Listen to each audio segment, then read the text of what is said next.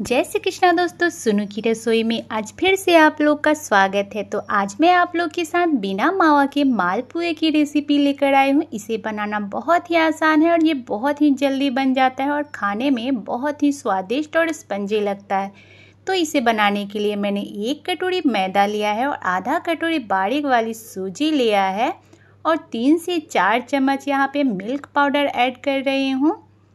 और यहाँ पे 2 चम्मच मैं ड्राई फ्रूट्स ले रही हूँ। अपने मनपसंद के कोई भी ड्राई फ्रूट्स ऐड कर सकते हैं आप। और थोड़ा सा यहाँ पे इलायची पाउडर ऐड कर रही हूँ। इन सभी चीज़ों को डालने के बाद हम मिक्स कर देंगे। और यहाँ पे मैं थोड़ा सा चीनी का पाउडर ऐड कर रही हूँ। 1-2 चम्मच ही डालना है, ज़्यादा अभी हमें नहीं डालना है। तो इसे मिक्स करने के बाद अब हम यहाँ पे दूध डालकर इसे अच्छे से मिक्स करेंगे। थोड़ा थोड़ा अभी हम दूध डालकर इसे मिक्स करेंगे अच्छे से, एकदम अच्छे से मिक्स करना है ताकि इसमें एक भी गुठली ना बने। यहाँ पे मैं 1 गिलास दूध लिया था, तो अभी हम इसमें और दूध ऐड करेंगे। तो देखिए आधा गिलास मैंने और दूध लिया है।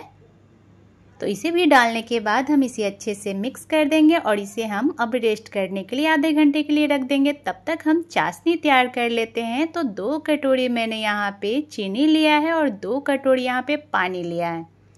तो गैस को ऑन करके यहाँ पे आधा चम्मच इलायची पाउडर लिया है। अब इसे हम 1 तार की चाशनी बनाएंगे। तो देखिए हमारी चाशनी बहुत ज़्यादा उबल रही है, तो हमें 1 तार की ही चाशनी बनानी है, मतलब हल्की सी चिपचिपी होनी चाहिए। तो देखिए हमारा चाशनी बनके अब रेडी हो गया है। तो इसे हम ठंडा होने के लिए रख देंगे और इधर हम फिर से दूसरी कढ़ाई चढ़ा के इसमें हम रबड़ी बनाएंगे। तो यहाँ पे मैंने 1 लीटर दूध लिया है। इसे हम हल्के हल्के हाथों से चलाते रहेंगे। हाई फ्लेम पे अभी हमें रखना है। जब दूध हमारा उबल जाए ना, तब हम इसमें और सब चीज़ें मिक्स करेंगे। वैसे रबड़ी बनाना तो बहुत ही आसान है, ये हर कोई बना लेता है।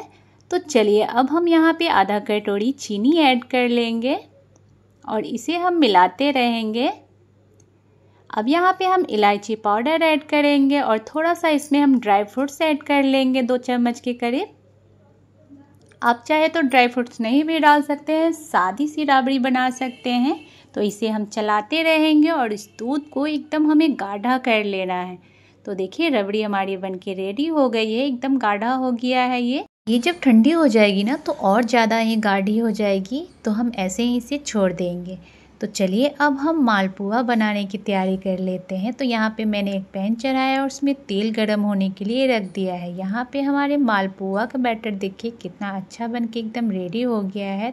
तो इसे अच्छे से हम मिक्स कर देंगे। अब हमारा तेल भी गर्म हो गया है, तो गैस का फ्लेम हम एकदम मीडियम पे कर देंगे और थोड़ा थोड़ा सा बैटर लेके इसमें हम डालेंगे।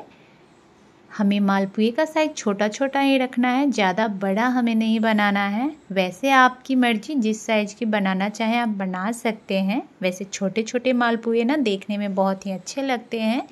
तो थोड़ा थोड़ा सा तेल लेकर हम उस पे मालपुए के ऊपर हम डालेंगे ताकि मालपुआ हमारा एकदम अच्छे से फूल जाए। देखिए मालपुआ वैसे हमारा फूल भी गया है, बहुत ही अच्छे तरह से फूल गया है। तो अब हम इसे अलट पलट कर देंगे अच्छे से। देखिए कितने अच्छे से पलट जा रहा है। तो दोनों तरफ से हमें इसी तरह से कर लेना है। और जब हमारा मालपुआ एकदम सुनहरा कलर का हो जाए, अच्छा सा कलर जब इसमें आ जाए, तब हम इसे निकाल लेंगे। तो देखिए मालपुआ हमारा एकदम फूल गया है, बहुत ही अच्छा फूल गया है। ये मालपुआ ना बहुत ही टेस्टी लगता है खाने में। तो इस रेसिपी को आप ज़रूर बनाकर ट्राई कीजिएगा रक्षाबंधन में, आपको बहुत ही अच्छा लगेगा खाने में। तो देखिए ये पुआ हमारा बनके रेडी हो चुका है। तो हम सारे मालपुए को अच्छे से निकाल लेंगे और इसके तेल सारे हम निकाल लेंगे।